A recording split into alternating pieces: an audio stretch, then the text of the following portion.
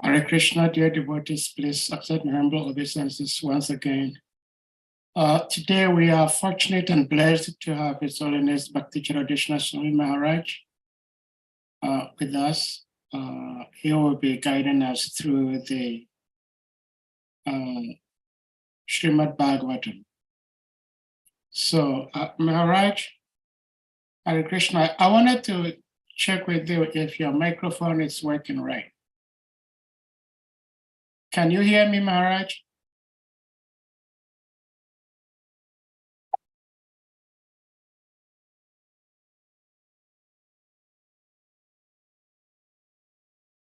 We lost him.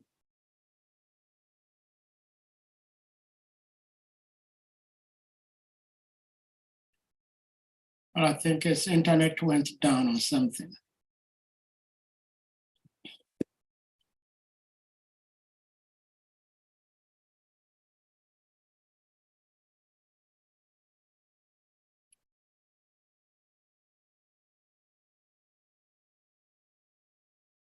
We'll wait for a short while to see. Hopefully he'll be able to get back. Okay. Hare Krishna.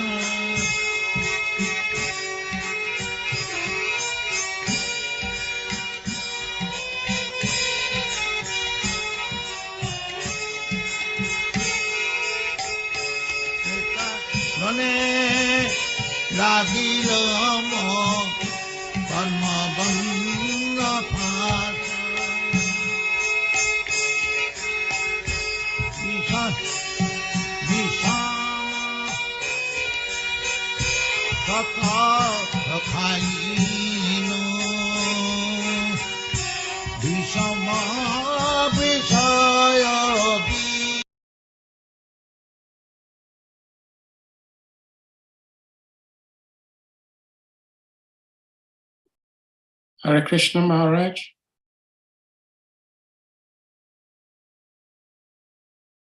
Maharaj, can you please hear me? You may unmute.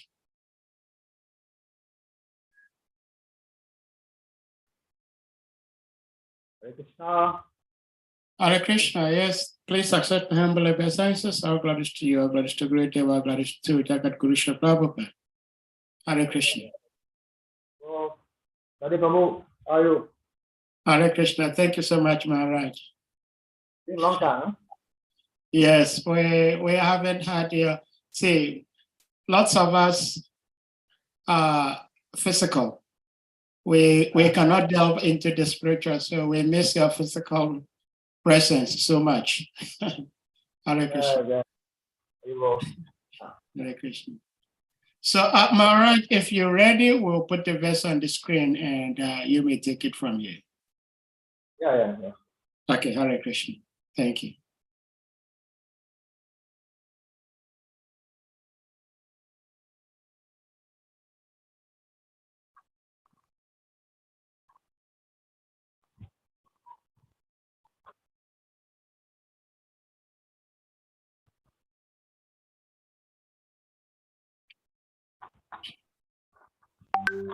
Okay. Om Namo Bhagavate Vasudevaya. Om Namo Bhagavate Vasudevaya. Om Namo Bhagavate Vasudevaya.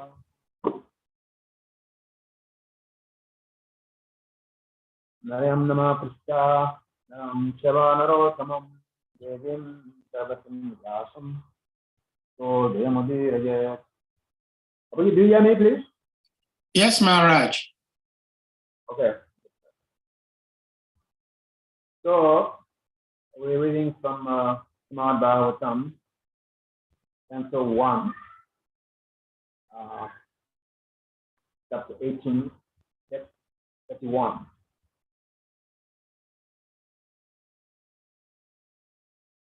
Isha Kimri Dasisa Saranomi Ni Tekshana Isha Samadir Aho Sit Kim Shusya Chakta Bandidi Isha Kimri Dasisa Saranomi Tekshana Isha Samadir Aho Sit Kimnusya Bandhi Jatim Nirishtatesha Parano Militesna Nirishta Samadhi Aotis Kimnusya Bandhi Saha Kim Veda Nigbita Asisa meditative mood Karana thank you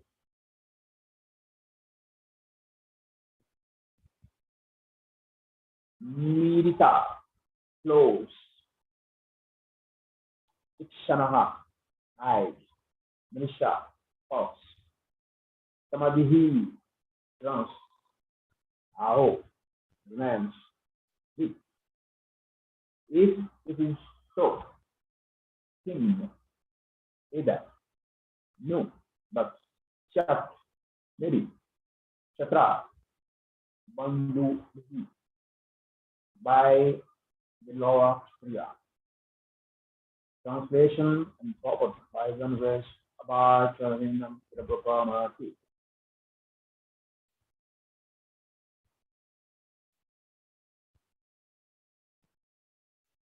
Translation.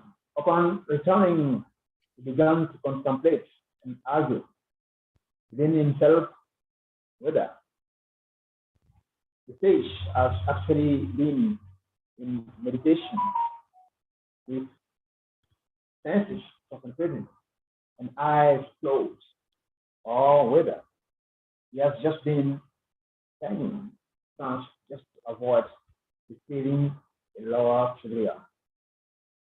The king, being a devotee of the Lord,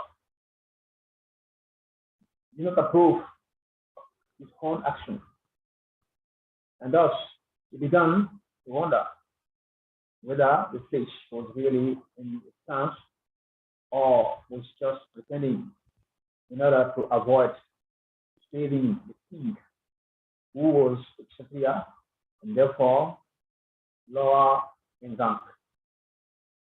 The sentence comes in the mind of the good soul as soon as you commit something wrong. Srila Vishwanatha Chakravarti and the Srila Jiva Goswami do not believe that the king's action was due to his past misdeeds. The arrangement was so made by the Lord just to call the king back home, back to Godhead. According to Srila Vishwanath Chakravarti Thakur, the plan was made by the will of the Lord, and by the will of the Lord, the station of frustration was created. The plan was that for his so-called mistake, the king would be cursed by an inexperienced brahmana boy infected by the influence of Kali. Thus, the king will leave the health and home for good. His connection with Sukadeva Goswami would enable the presentation of the great SRIMAD BHAGAVATAM, which is considered to be the book incarnation of the Lord. This book incarnation of the Lord gives much fascinating information of the transcendental pastime of the Lord, like his Rasa Leela, with the spiritual cover damsel of Prajabhumi.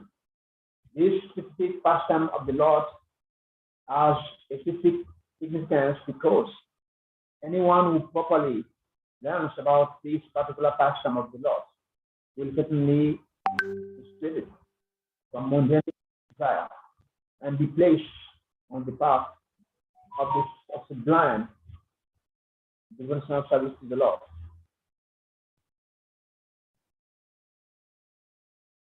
The pure devotee's mundane frustration is meant to elevate the devotee to a higher transcendental position.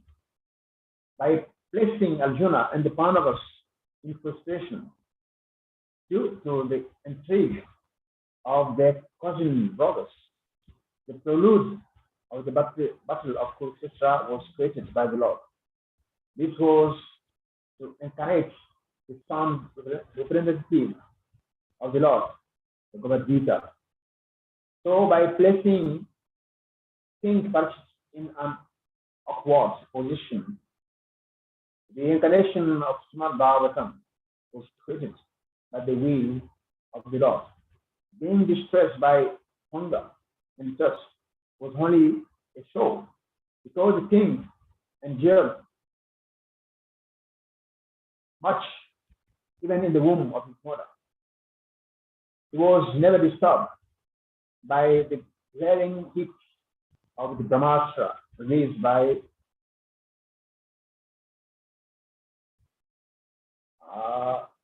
I'm not seeing.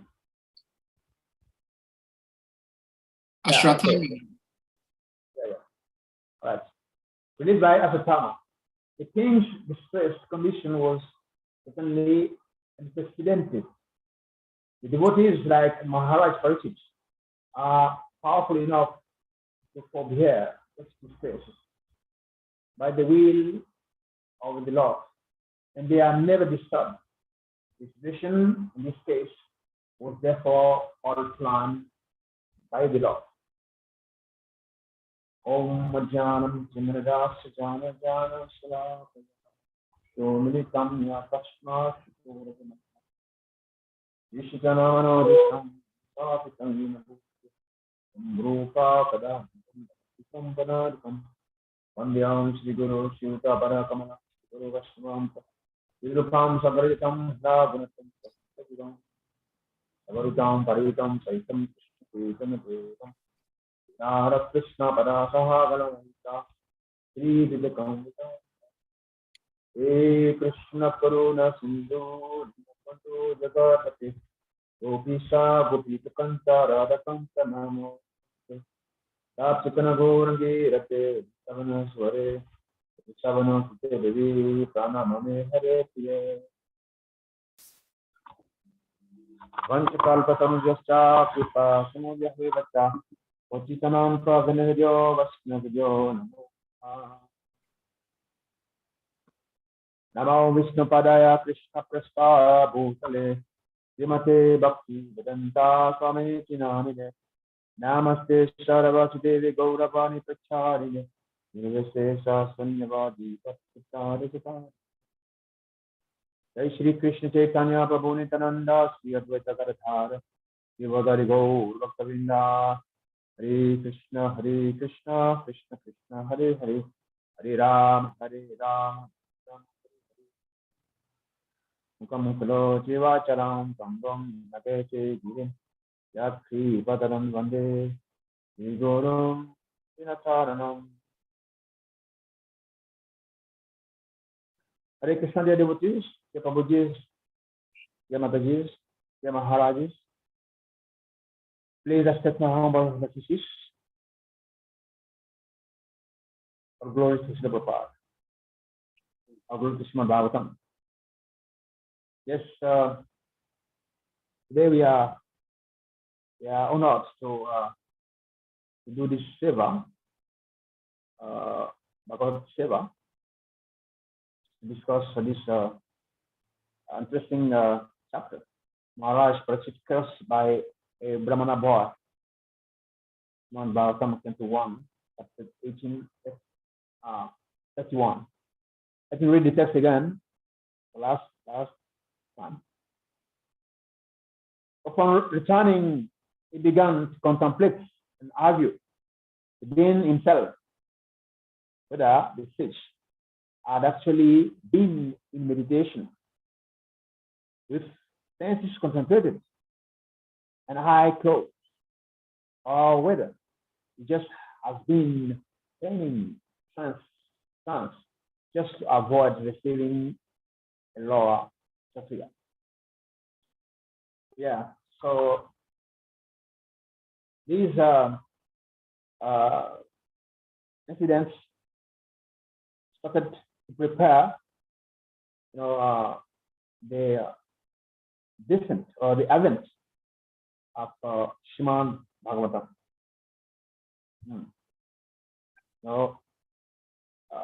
King Parikshit was the king of the head planet. After Krishna finishes the pastime at the battlefield of Kurukshetra, Krishna left, and the grandson of Arjuna, son of Abhimanyu, killed in the war, the wife Uttara. So they gave that to Parikshit. Yeah. Now, as the duty of the king in the Vedic time is to move around, to check if Vedic principles are being applied in every house, in every place. So the incident here is that the king was moving around, and I saw he went to one hermitage of a sage, and of course, the sage is supposed to meditate. So the sage was in trance, was in deep meditation, and the king saw this situation and he started contemplating that, what is this? And he left anyway, because he felt that it was unsolved. For he being the king, not being properly received. He's supposed to be the king of everyone. But after some time, he returned back. And he began to contemplate and argue within himself about the action he just did. So it took a snake, that snake, and put it around the neck, or put it on the shoulder of the face, and left. That was guilty, conscious. Then he came back and he was contemplating. Was he really meditating this stage? Because sages, when they do it, they are in samadhi, in trance, they close the eye because they don't want to, they cut themselves from the material, world, and in ecstasy.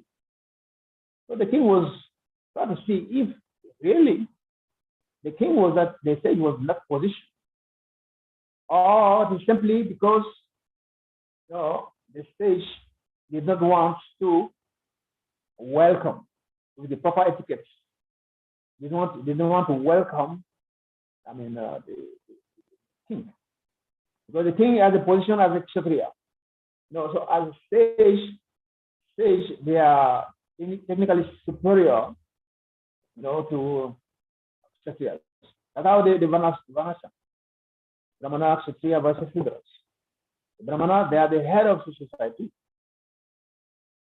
So, think about Parashit talk. Is he really meditating, or is pretending to meditate just to avoid, give me the proper welcome? Yeah, because it was being the king, Kshatriya was lower in position as a sage. It was thinking like that. So in Vedic culture, the king is ruling the country, the society. Like, he always take advice from the sage, from the brahmanas. It's how things are done. So that's why the Gurudev wrote, because the sage, they help the kshatriya to control the society from spiritual or Vedic perspective. So Gurudev wrote the book, Leadership for an Age of Higher Consciousness. Just is that from which level you lead. So if you lead from a spiritual perspective or from a Vedic perspective, then the society will be always in harmony and peace will prevail. But if you run the society from a mundane perspective, so many disturbances. So remember the case of King Vena. King Vena was a very deadly king. He was very bad king. When Prithu Maharaj came, it was different. So those things they're called that the king, in this case, because Parashit is the devotee of God. So you know the etiquette is the Rajarish. So in the purport nation, that one place says, repentance comes in the mind of the good soul as soon as it commits something wrong. Yeah. See, repentance is very important. Only demons, they don't repent. Demon, you don't feel guilty. In fact, if you give good advice to a demon, become hungry. It's like snake. The more you feed snake with milk, the more he try to bite you and inject his venom into your body. So it is the Vaishnava attitude, to repent, to feel guilty after doing something wrong, and say, "I'm sorry. Please forgive me." Yeah, please forgive me. Yeah. So the king was feeling guilty, really, sincerely was feeling guilty. What he has just done, what he did. Yeah. So we as devotees, as Vaishnavas, we learn that we should develop those qualities: forgiveness, humility, like that. From Bhagavad Gita, we have some certain tapasya, some certain austerities that we have to perform.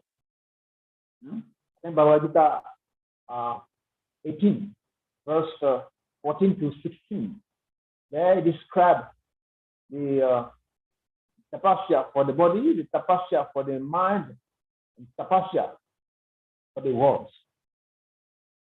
Yeah. So as devotees, as Vaishnava, you don't just live anyhow. No? Yes. 18, 14 to 18. No. Which chapter is this? Chapter 17, I'm sorry, 17, 17. Yeah, so we have the tapasya for the body. Meaning we have to pay obeisances to the elderly person, to the guru. We have to wake up early, So this is tapasya for the body. Yeah, austerity for the body, worship of the Supreme Lord. Worship the Supreme Lord, the Brahmanas, the Master, the superior like Father, Mother, and cleanness, simplicity, celibacy, and non-violence. This is the tapasya for the body. Then tapasya for the next one, tapasya for the speech. This one is very interesting.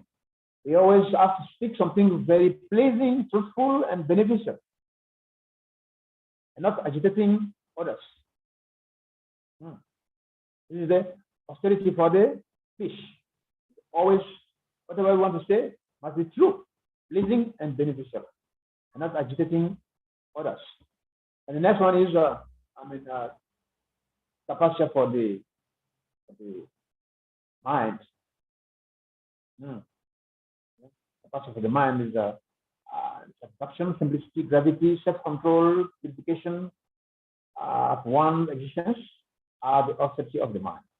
Then, of course, we have the ahimsa. Buddha mentioned about the ahimsa on 3 levels. The ahimsa in non-violence from the body, from the mind, and from our hearts. So in that way, a devotee is always peaceful. Whatever the devotee is, there is peace. He's peaceful himself and always create peace around him. So he doesn't want to put someone in trouble.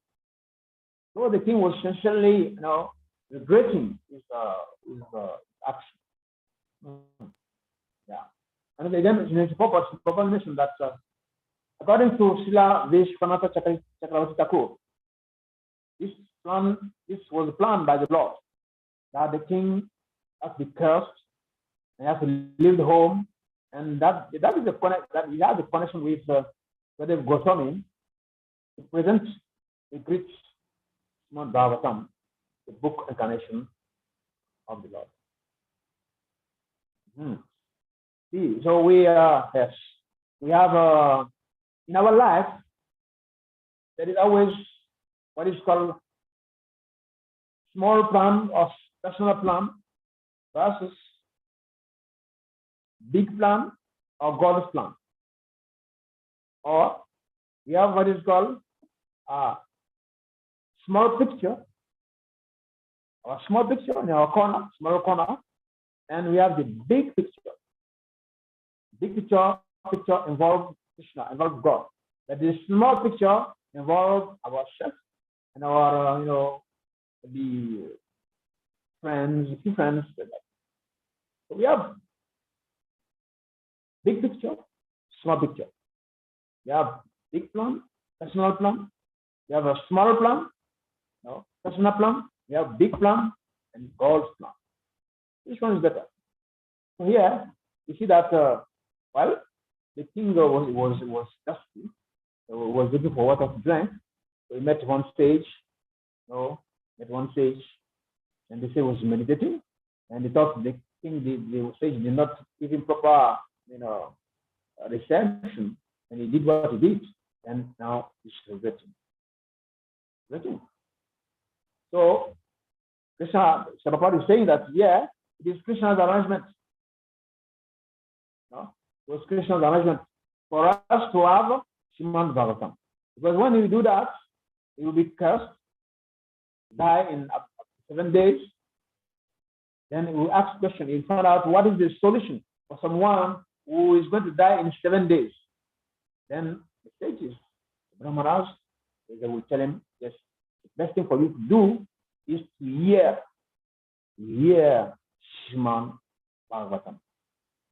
So that was the plan. The test the king was having and putting the snake on the shoulder, that was just external. Yeah. So the thing that we have to learn that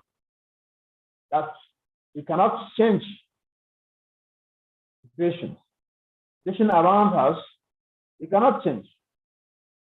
What we can change is our perception. Change our perception of things, not the situation. Situation cannot be changed. Situation is already there. It's already there. You know, either by karma or by some situation. The situation is there. We cannot change it. We can't change our perception. Buddha will always say that if there is a problem itself is not the problem. How do we react when the problem is there? The big problem is the type of reaction we have. You know, if the problem makes us very, very, very disappointed, very discouraged, and because of that we lose faith in Krishna, then it's a problem. The problem is there for us to learn to and grow. Just like this age. This age is Kali.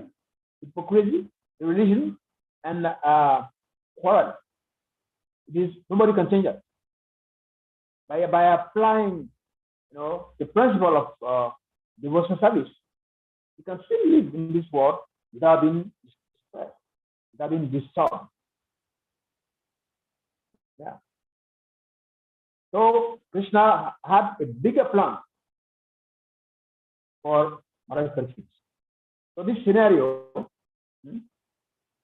just Krishna was having as a vision.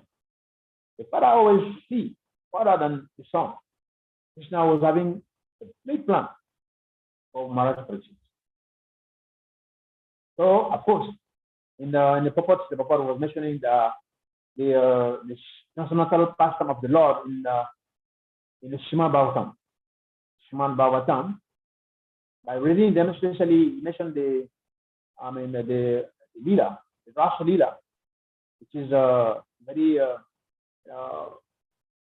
secret, pastime. Lord is the damsel of Brajabhumi in Navam.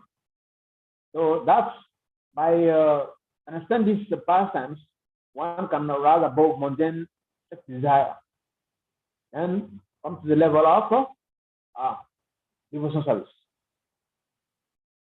Actually, in Krishna book, it's mentioned when you read the Rasa Leela, Krishna dancing with the gopis in the forest midnight, because a modern reader will think that Krishna is immoral, it's not the good God. How can it be like that? That it was mentioned by the Papa mentioned that on the Rasa Leela, Krishna was having 8 years old. Krishna was only 8 years old boy. At this stage, normally the kids don't have any desire other than just playing. You remember when we were young, we used to play. A girl is the mother, the boy is the father. We used to play like that. But no, nothing wrong, nothing bad. Sometimes we play naked.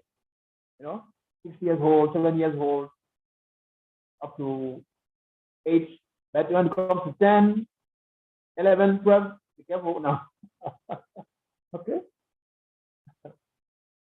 So, yeah, by reading, the pastime, by absorbing ourselves in SRIMAD BHAGAVATAM, this pastime of the Lord of the gopis, one can transform this mundane benefits and come to the level of devotional service. Bhagavad Gita 14:26. Mam chayo gabicharena bhakti yogena sevate sa guna samatetam brahmabhoya kalpate. That was one who engaged in full in devotional service without failing in any circumstance will at once transcend the 3 mode of material nature and come to the level of Brahma. Yes, one who engages in full devotional service, excelling in all circumstances, upon transcend the mode of material nature and thus come to the level of Brahman. See, always Krishna used to say, one who engages in full devotional service and excelling in all circumstances. Our problem is that we engage in devotional service, that sometimes we fail. We fall. We stop it and we come and start again. We are not constant. No? We are not constant in our devotional practices. So sometimes most of the things that are mentioned in on the benefit of devotional service, we don't believe that. So we don't, because they don't manifest in our life. Why? Because we are not constant. Okay. So it says those who engage in full devotional service, telling in all circumstances, at once transcend the three mode of matter nature, the trigunas, and come to the level of Brahma. And in the proper mention something very interesting, something very, very interesting, good for devotee to hear. That we have to develop the same nature of Krishna, same qualities of Krishna, because they become Brahman, means you become like Krishna, not Krishna, like Krishna. It's somewhere one who surrender unto Krishna at once promotes the influence of the mode of matter nature. To be in Krishna consciousness or the service means to acquire equally with Krishna. Means to acquire equality, yes, to acquire equality with Krishna. Is it interesting? The Lord says that his nature is eternal, blissful, and full of knowledge, and the living entity are part and parcel of the Supreme, as gold particles are part of Woman. This is very, very interesting analogies here. So sometimes we are gloomy, disappointed, because we don't really know who we are. Philosophically, we know we are not the body. We are not up to the level of realizing what we are saying. We don't really mean it. I'm not the body. I'm Brahmasmi. I don't really mean it. Because if you really mean it, means we don't fear anything, because we will have the same quality of Krishna. Eternal, blissful, and full of knowledge. So this verse is saying that by engaging fully, not halfway, fully, 100%, then we will become to the level of Brahman. We will become one with Krishna. Not one like Mayavadis, one in interest. Just like Arjuna and Krishna. Arjuna and Krishna were one. Why? Because we have one goal, one objective. To destroy, the bad seeds, whoever stole them. And also in the prophet, the prophet mentioned another thing interesting, that to be a personal servant or assistant of a king, one has to acquire the qualification. Yeah. To be a personal assistant of the king, one must acquire the qualification. Yes. Because you are not qualified, how can you serve the king? There are so many rules and regulations, so many etiquettes to be able to enter the kingdom. The code dress, everything, the attitude, the manners, the way to speak, everything must be qualified for that. So we have to really meditate that before. Sometimes we think, okay, Krishna is the Lord of everyone, so I can just go to him anyhow. No. We have to prepare ourselves ready, before we want to meet Krishna. So we have to become one with Krishna. We have to develop the same quality of Krishna before serving him. And by engaging in devotional service, then we can become one with him. We can develop the same quality. And we can transcend these modern tendencies. That's the only way.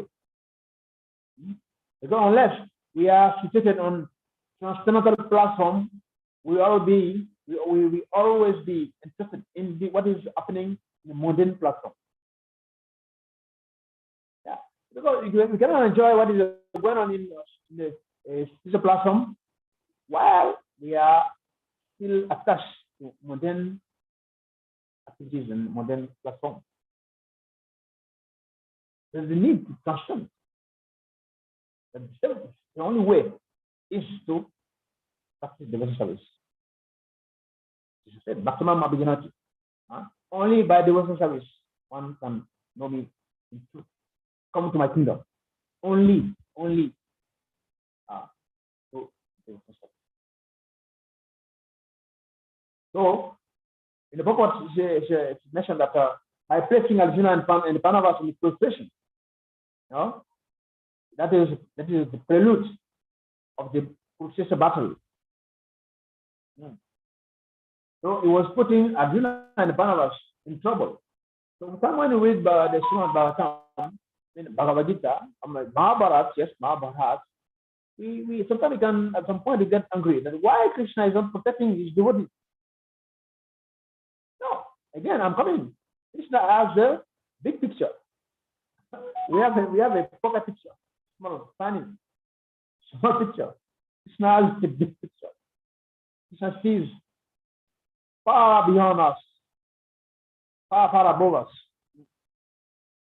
So the Pandavas was in serious trouble, serious frustration. Queen Kunti was praying for more calamities.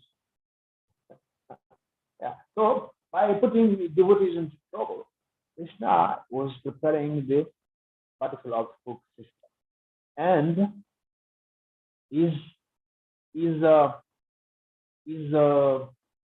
mission or his objective was to bring all these snakes and scorpions and crocodiles and shuras and dashas, all of them together and kill them at once.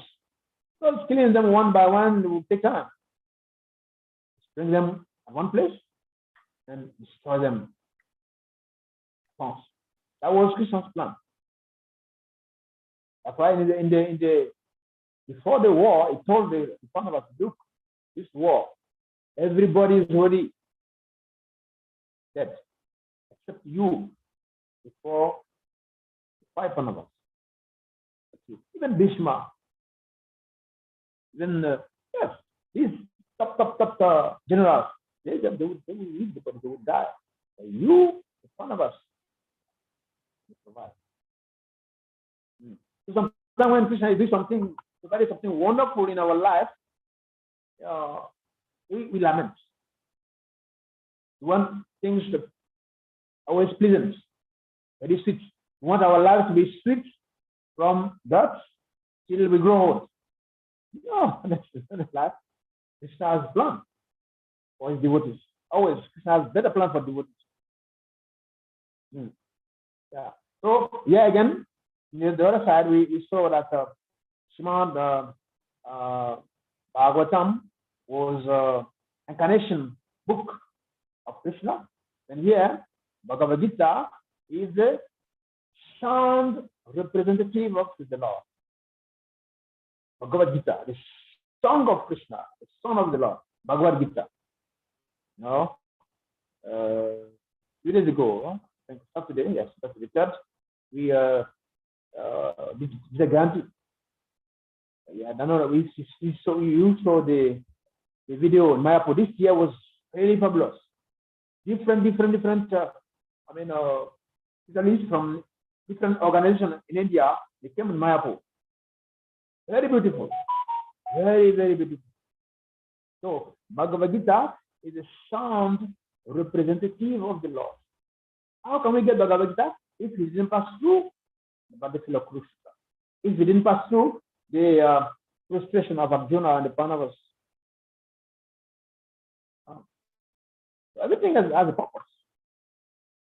Everything has a purpose. Because Krishna is never is good, it's never bad. I always remember this situation with Gurudev. And when I wrote him a letter that, after my initiation, I'm having so much problem, so much difficulties. Then he told me, have you seen a student without evaluation, without tests? I said, no. I said, okay. Yeah.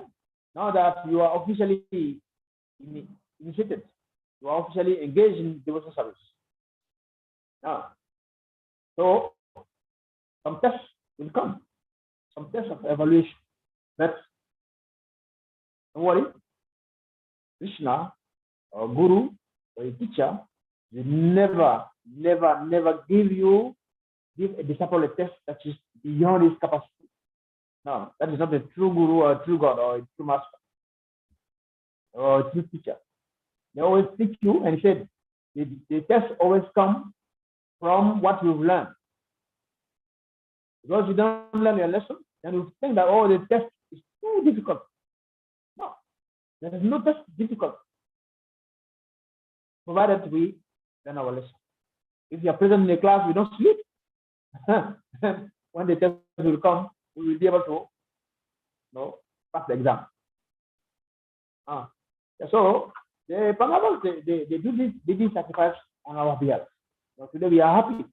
We are reading SRIMAD BHAGAVATAM, we are reading Bhagavad Gita, we are happy. Why? Because some people they did sacrifice. Krishna was making that plan. And again, last part of the purpose. The devotees like Parishit Maharaj are powerful enough to forbear such distress, never disturbed by the will of the Lord.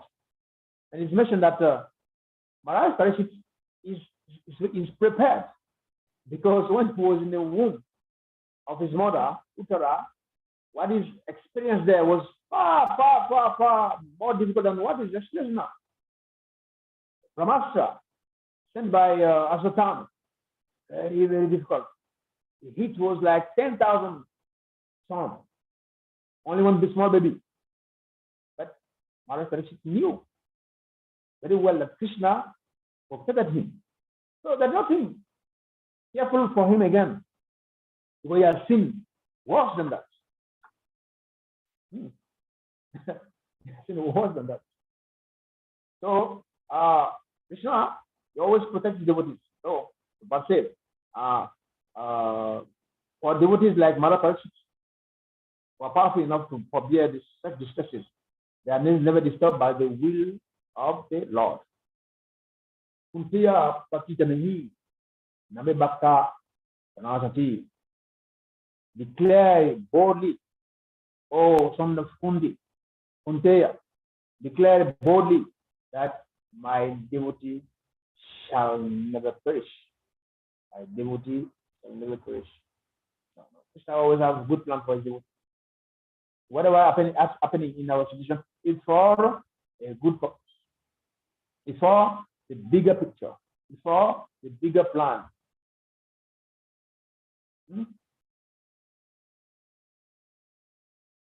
And of course, if you are lamenting this material world, then we have the tendency to free ourselves from this material contamination. That is the tendency. The Mahavira is they're always anchoring for moksha, mukti. But pure devotional service is called moksha lagutakrit. Moksha lagutakrit means it is derived moksha, liberation. When you are engaged in devotional service, it's so interesting, so blissful that you don't think of anything else.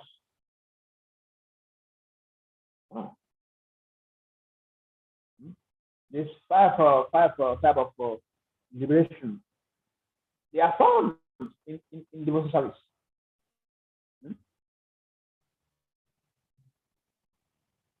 Salokya Mukti. Salokya Mukti means live in the same planet with Krishna. Sarupya, having the same bodily feature of Krishna, like Krishna.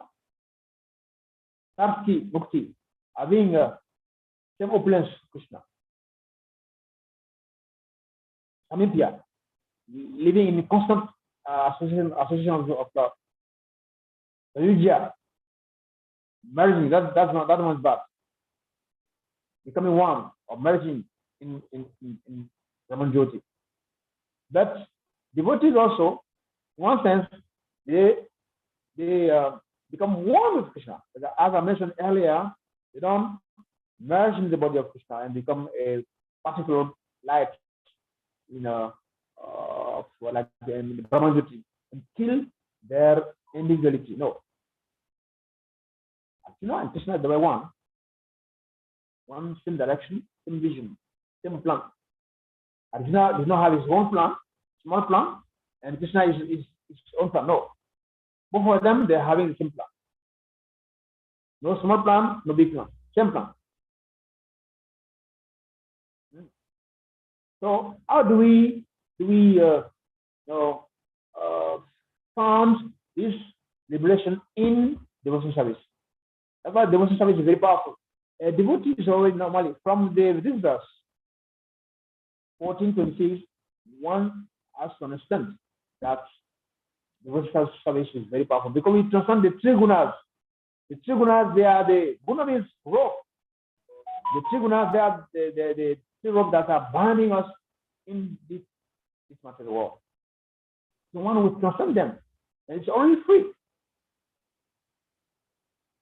So by practicing devotional service, like in a temple, living in a temple is like Salokya Mukti. You're living in a temple. Krishna is there in a temple. Acha Vigraha. Unless we don't believe that the Mukti, Acha Vigraha is Krishna, then what are we doing in the temple? The Papa mentioned once somewhere in the SRIMAD BHAGAVATAM, third canto, that those who think that the deities, the Murti, the Acha Vigraha in the temple are idols and not the same as Krishna in Vaikuntha, they are no fights. If you really believe that Acha Vigraha, the temple, they are Krishna, why do we feed them? Why do we meditate on them? Why do we glorify them? Why do we dress them? Why do we put them to rest? There are some relationship with them. Why do we do that? So that is they are living the same kingdom as Krishna. There is another analogy somewhere in Bhagavad Gita that by serving a king, you take advantage of whatever the king is doing. If you are a driver, you are driving a king or prime minister in limousine. You also ride in limousine. Also. You are cooking for a king. The king does not eat any innocence. He's very top class, high level food. Before giving to the king, master, it's good. After that, you can eat the remnant. Yeah. So by serving the king, you also have the same. So by living in the temple and serving Krishna, we are living in the same planet. And devotees are dressed like Krishna. Our Mataji is dressed in sari. Our Prabhuji is dressed in dhoti, kurta. We have tilak, Krishna's tilak. And whatever Krishna eats, we take the remnants. If you are in the AC temple, you also benefit from the temple from days. If you offer 108 boga to Krishna, we also eat 108 boga in prasad. No? So we are also benefiting from whatever Krishna is doing. And we are in a constant association. Krishna being in the temple. Okay? And we become one. So that is the essence of this verse that Maharaj Parishit being a good devotee, a sadhu, he wasn't happy with what he did.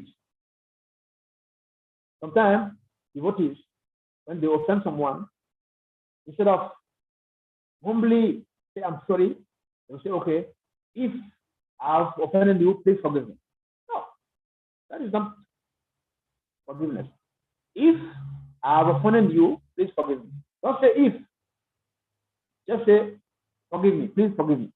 If you say, if I've offended you, you don't accept our fault. So, Bharat Maharaj is teaching us that do something and we have to regret. And if you regret, then come and repent. That I'm sorry for what I did. The whole story, of this verse is just to teach us simply because that Krishna, he was using this opportunity to, for Maharaj Parishit to quit home. There is the story of Vidura and the SRIMAD BHAGAVATAM. Before Vidura quits the palace of Dhritarashtra, something happened. Before he was enjoying the facilities, and also they were suffering from the insult, disrespect from Jordan. Was tolerating, so painful. But at one point it was too much, it was enough. So one day he was giving advice to Dhritarashtra, and Jordan came and he had the advice and he insulted Vidura. You are like a Shudra, son of Shudri. So Vidura was really touched by that, and that same day he left the palace. Because in the palace there is always conspiracy, diplomacy, cheating, lying, enviousness, things like that. The modern palace. So Vidura left the palace and went on pilgrimage. So we also sometimes we need some fire at the bottom for us to move. We sit down quietly. We are in our comfort zone. We are, taking our time. Okay, anyway, devotion service. Okay, you have time. No, there's no time. Sometimes we need some fire. Sometimes create some situation for us to move fast. To move fast. Yes. Okay, Hare Krishna. So if you have some questions. Hare Krishna, thank you so much, Maharaj, for such beautiful class. Like I was saying in the introduction, we've missed you for quite a while. So it's nice having the association today. We also want to formally recognize His Grace, Sri Vasmanachari. He is on the platform here. Hare Krishna, thank you, Prabhuji, for being here, as always. Dear devotees, if anyone has a question, comment, realizations, what have you, you may do so by using the hand emoji or using your physical hand. And you'll be asked to unmute. If there's a lot to Shiva Sanatari, maybe you can comment something, can correct. There's Bhishma from our West African Bhishma, General.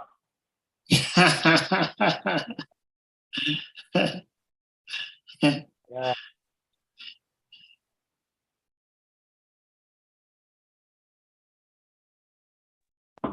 Well, Shri Govinda, you have a question?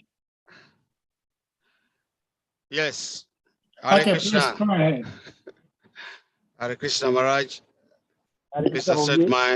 Please accept my respectful obeisances. All glories to Sri Prabhupada, all glories to Gurudev, and all glories to you. Hare Krishna, Prabhu. All glories to you. Hare Krishna. And all glories to Sri Vasmanachari and all the devotees on the platform. Maharaj, my question is,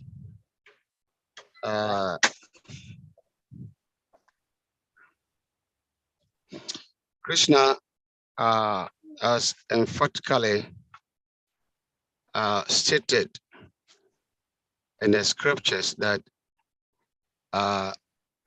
austerity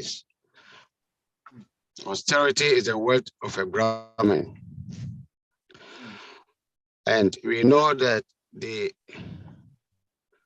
when one observe fasts, when one observe like Ekadasi, dry fast, or the yogis go to Himalayas and sit down and not eating and not sleeping properly, and they have to harass their bodies. They have to control the edge of enjoyment. And by so doing, they become very powerful, such as Dhruva Samuni, Ambarisma, and other yogis.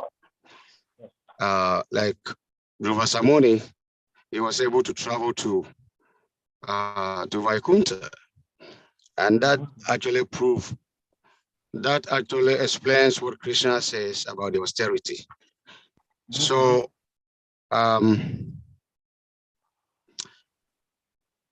may I know why do we have to go through that torture? Why do we have to torture our body so seriously before we get the mercy of the Lord? because living entities are part and parcel of Krishna. And it is also said that Krishna is all good and is all merciful. If you go, you are hungry, or you need something from your father or your mom, and then the father will tell you, you have to observe some fast. You have to punish yourself. You don't have to eat. Your body have to be like a skeleton. Go to torture. Then I'll give you what you need. Then I will look at this father and mother and say, you don't really love me. You have to punish me first before you give me what I want. But a loving father, like a loving mother, as soon as she hears the baby voice, immediately a loving mother will rush to the baby and comfort her or him. So may I know what do we have to go through that torture before we get blessings from Krishna? Thank you for the question. Yes, actually, according to Bhagavad Gita, chapter 17, we have, according to based on the gunas, we have 3 categories of tapasya, austerities. We have austerities, Bhagavad Gita 17 from verse 17 to 19.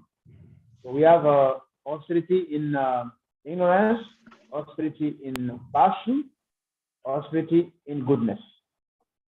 And also we have tapodivyam, divine tapasya. Krishna consciousness is performing divine tapasya. Well, okay, that is there. Of these, one who is fully knowledge of me. Which chapter is this? 17? Yes. No. 17. Yeah, 17. Yeah. So these tapasya, like we see, like in Nakasipu, one sorry to say, foolish.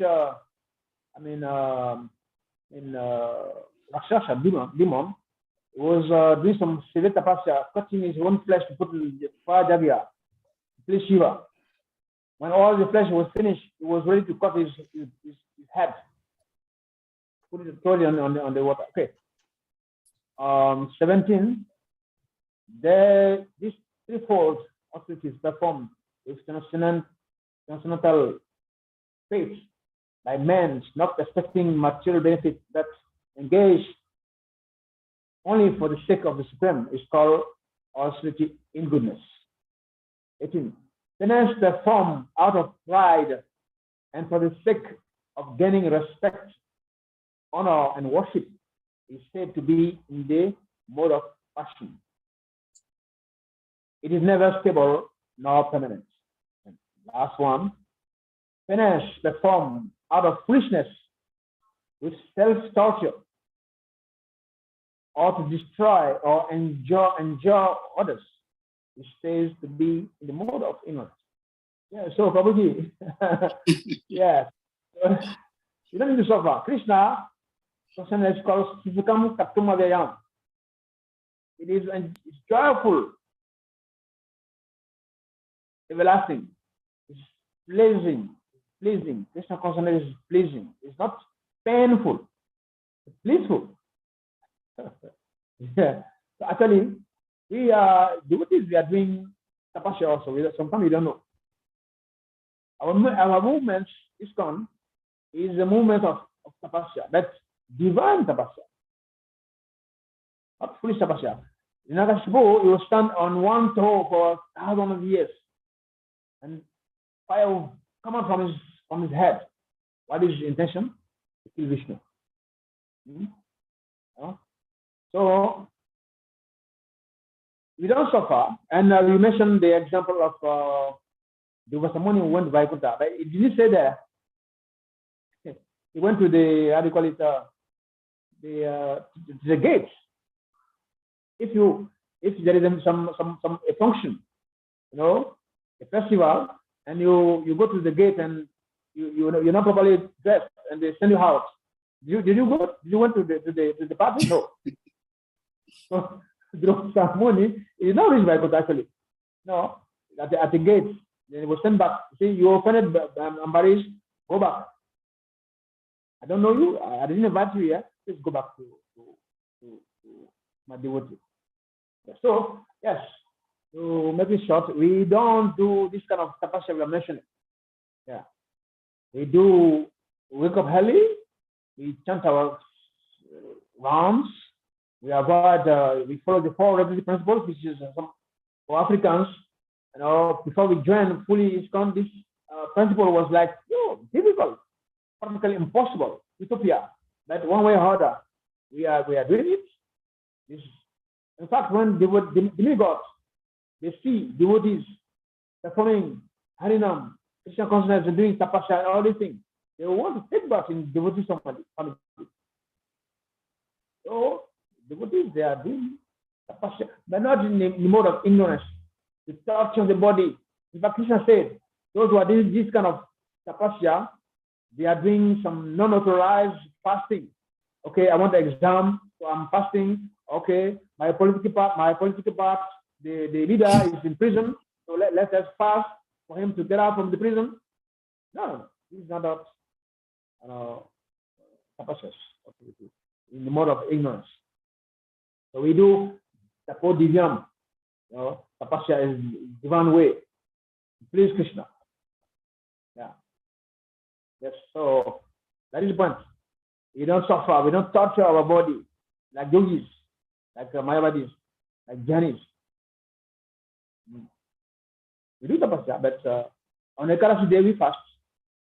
Only one day. And Chaturmasya we fast. We avoid different things. This Panchaga. Some few devotees, they do 5 days dry, some do. I never tried it. Yeah? So we do tapasya, but in a proper way. Not to gain power, not to kill people. Those who are doing this kind of tapasya in the mode of ignorance, generally, you have to take revenge, or to kill somebody, or to do something material. No, that's not good. It's not good tapasya. Well, thank you so much, Maharaj. Anyone else with any question? In fact, I had a question, and Prabhu Govinda Prabhu's question. Probably I should ask because I in my own little head, I am thinking that to every rule, there is an exception. And that is the reason I'm saying this, and of course I'm asking you, Maharaj, is that when Durvasa Muni offended Ambarish Maharaj, he approached different great personalities to atone for his sin. Yes. And he could not until when he got it to Lord Vishnu. Lord Vishnu asked him to go to Ambarish himself, the very person he offended, and beg for forgiveness. So he did that, and then the Sudarshan Chakra stopped chasing after him. Yeah. Now we're reading from this text how Maharaj Parikshit was thinking in his own mind, oh, maybe I offended this sage. But I don't know if we read anywhere that after thinking that he might have offended the sage, he went to the sage and apologized to him, which I think as a king, he does not need to do that. The king does not need to go to the sage to apologize to him because he's the king. So that's why I'm saying that I'm thinking that to every rule, there is an exception, that when we commit an offense, the best thing is to go to the person that we have offended and beg for forgiveness. But if someone has offended us and the person is much senior, then we should not expect an apology or begging of forgiveness from such. So I want you to throw more light on this. Hare Krishna, Maharaj. Yeah. So in the case of Parikshit Maharaj, he mentioned two things. He said,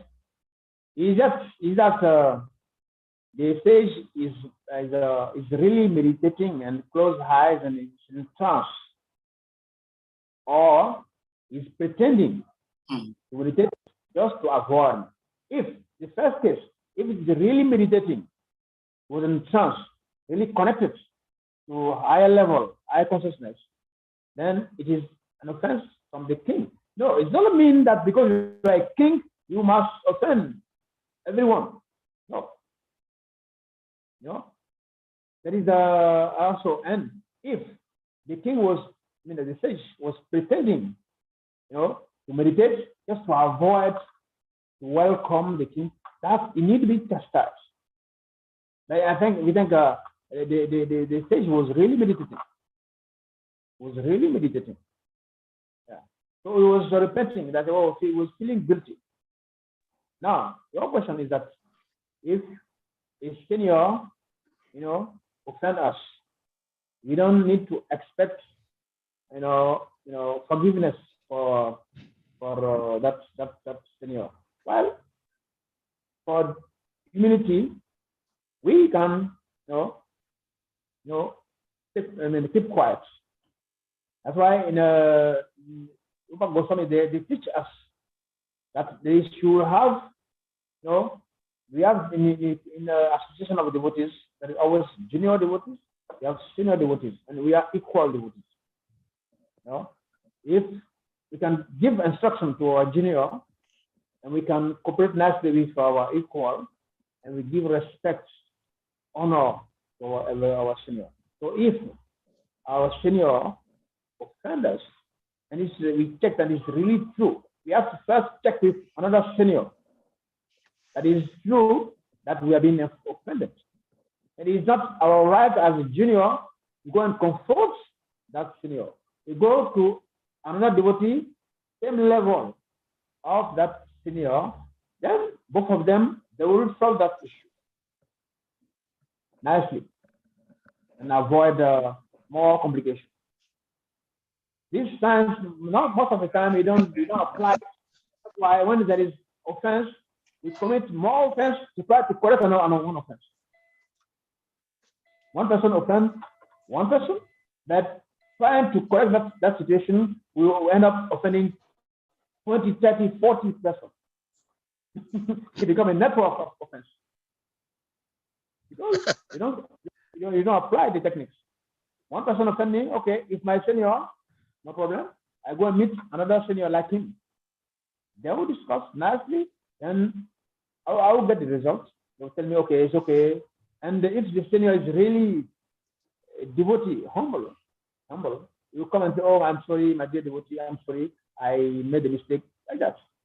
Why? Sometimes the senior can make mistake and come and ask for forgiveness to the junior as possible. Not doing that means it's arrogance. Arrogance is a demoniac qualities. Okay? So the six times need to apply. If it's our call, then you say, Makabuji, why you do that? No, we are not supposed to do this. Then some small argument, and they settle it. If it's the junior, then it can be chastised. Where do you think you are? Yes, in the temple. This place is the temple. Don't do that. Don't do this to me again. Be careful. Yes, you can chastise him. For a equal, yes, you can discuss. Men to men. Equal to equal. For a senior, let another senior stop the issue for us on our behalf. Hare Krishna. Hare Krishna. Thank you so much, Maharaj.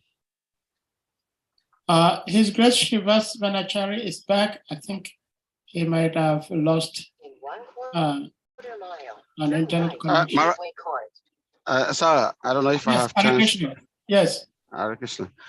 Hare Krishna. Maharaj, I think my question, my question was answered partially. Actually, the austerity is, I'm not addressing to, or I'm not limiting it to devotees. I know devotees also are performing austerity. We are fasting from eating meat. We used to enjoy meat like anything. But now we are asked to stop it. And so we stop eating meat. And that is fasting. We are fasting from meat. And we are fasting from illicit sex life. We are fasting from alcohol, smoking. So we are doing a lot of fasting. It's all part of the austerities. But the question I'm asking is a general question. It's a general question that living entities have to go through torture before Krishna will give them the power that they need. It can be in a mood of ignorance, passion of or goodness, but they still have to go through austerities. And the question was that if the Lord is that loving, it's a loving father, and the father and the son need something from him, and he has to go through troubles to the point of torturing his own body, not eating. He has to fast.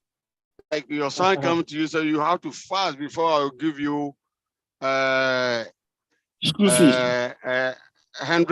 sefer to go and buy what you want to buy. But you have to suffer before I will give you that money. So if Krishna is even more merciful than a human being. So the human being will not do that. So I'm wondering why living entities have to go through the torture before they get something from the Lord. Is there any spiritual connections? When we fast, do we appease, do we please the demigods? Do we please the demigod in charge of rain, in charge of air? Like Dhruva Maharaj has to live by air. Do you have to please, because there are different demigods in charge of everything. So if we draw ourselves from these things, does the powers actually come from the Lord? Or it comes from the devas because we stop them from performing their duties? Do we stop? Are we getting those powers from the demigods or we get it from Krishna? Otherwise, why do we have to go through that trouble before you be empowered? It's a general question. Yes. The thing that Krishna is a loving father, but sometimes the motivation of our tapasya is wrong. You know, so you want to get something that you want to use it for the wrong purpose. So we have to go through some tapasya, and the different type of as you mentioned, Dhruva Maharaj was doing. He was breathing at the point. Vishnu his master, Narada Muni, asked him, told him that you are breathing too much. First of all, he was eating. And he stopped eating, and it was depending on leaves that fell by themselves. After I told him, you are breathing too much. So he stopped, was breathing like every month. Then after that, every 3 months, and every 6 months before Vishnu appears. Means, to get Krishna through different ways is very, very, very difficult and painful. It is mentioned there in some, I think, the chapter 8, in the chapter 8, yes, 12, sorry, 12, chapter 12, verse somewhere, and verse Krishna said, Arjuna asked a question, what is the best way to approach Krishna? So Krishna was explaining that those who do this tapasya, this yoga, they can come to me. That's very long way, very long way. I don't know if Sadhika Prabhu can find this verse. Yeah, Arjuna, which are considered to be the more perfect, those who are always properly engaged in your devotional service, or those who worship the impersonal Brahman. And Krishna said, yeah, those who fix their mind in my personal form are always engaged in worshiping me with great and transcendental faith are considered to be by me more perfect. But those who fully worship the manifestation, that which is lies beyond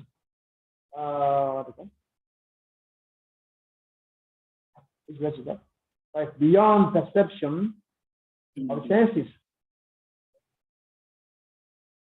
Yeah, those who fully worship the manifestations, that which lie beyond the perception of the senses, all pervading, unshakable, changing, fixed, and immovable, the impersonal conception of the absolute truth, by controlling various senses and being equally disposed to everyone. Such person engaged in welfare of all, at least achievement. Next verse. Next verse.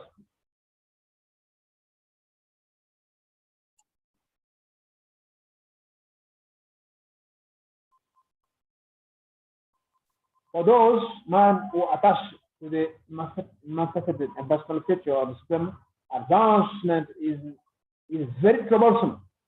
Make progress in that discipline is always difficult for those who are embodied.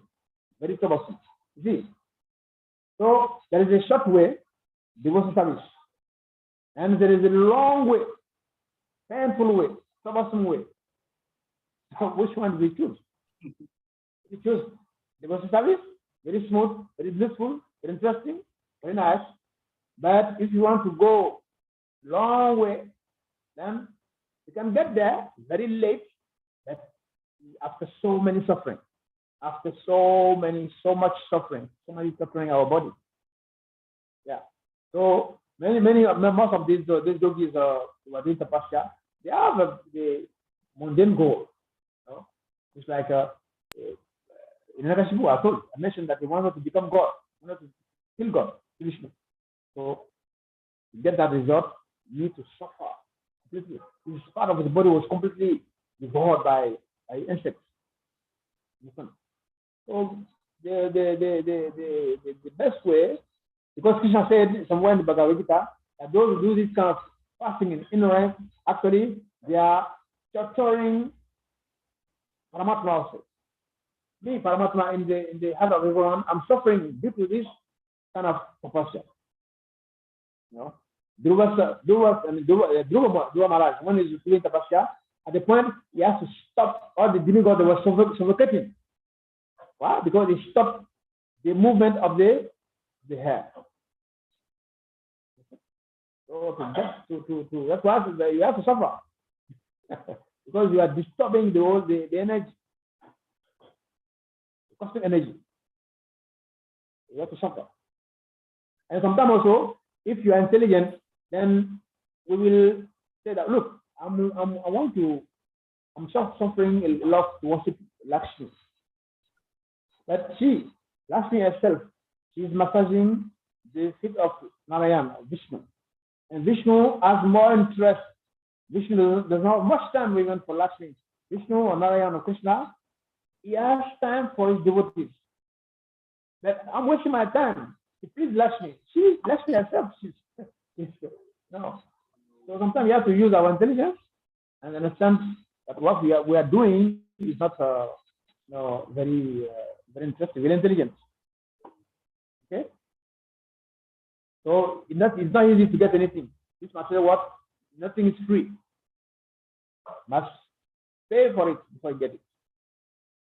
Especially when you have a spiritual purpose, a spiritual objective, then it becomes more difficult. Hare Krishna. Hare Krishna. Thank you so much, Maharaj. The question and the answer reminds me of a similar event that took place in the Bible, because the disciples of Christ also asked him a similar question.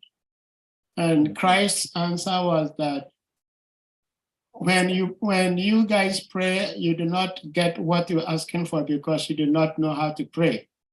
So Christ asked the disciples, who amongst you will give your child stone when your child asks you for bread? If your child asks you for fish, will you give him snake? So he said, if even you, ordinary human sinful beings, will not do that, how do you think your Father in heaven will do that? So it's the same thing. It depends on the motive behind. So if we want something for our own sense gratification, then we go through unnecessary pains. Yeah. Yeah, I think so. Thank you. Hare Krishna. I don't know. I saw His Grace Srivas Panachari. It seems he is in the car. He's driving. Yeah. Well, so if you can speak, you may be able to unmute and speak. Otherwise, okay. Okay. I don't think he himself is driving. I think he's been driven. Yeah. Yes. He's speaking now. Hare Krishna. Yeah, I'm in a moving vehicle. So my internet is off and on. Okay. Yes. Thank you very much for the class. Happy to see you after some time. Yeah.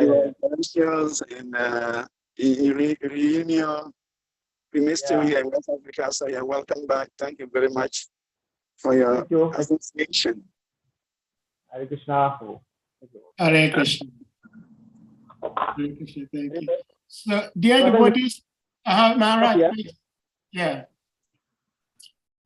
Dear devotees, if anyone has a question or comment, you may do so. Otherwise, we may let Maharaj leave. Thank you very much for your listening. All right. Thank you so much, Maharaj, for being here. We love and cherish your presence so much. Sati has a question. Please unmute. Sati Devi. Hare Krishna, please don't be snuggle, Shil Prabhupada, go all the Vaishnavas.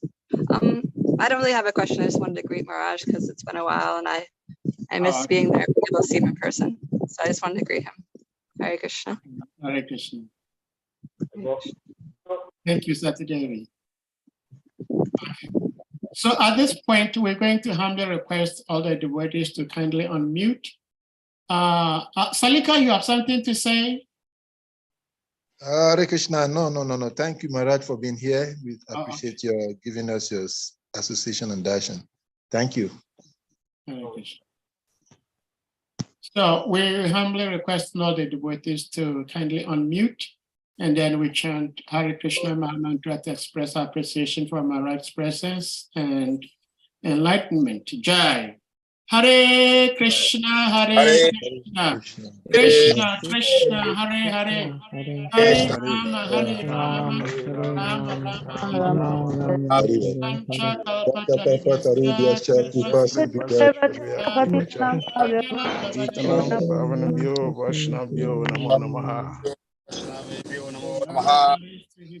Ananta Kuti Vaishnava Vrinda ki jai. His Holiness Bhakti Carudesna Swami Maharaj ki jai. Jai. What is the number?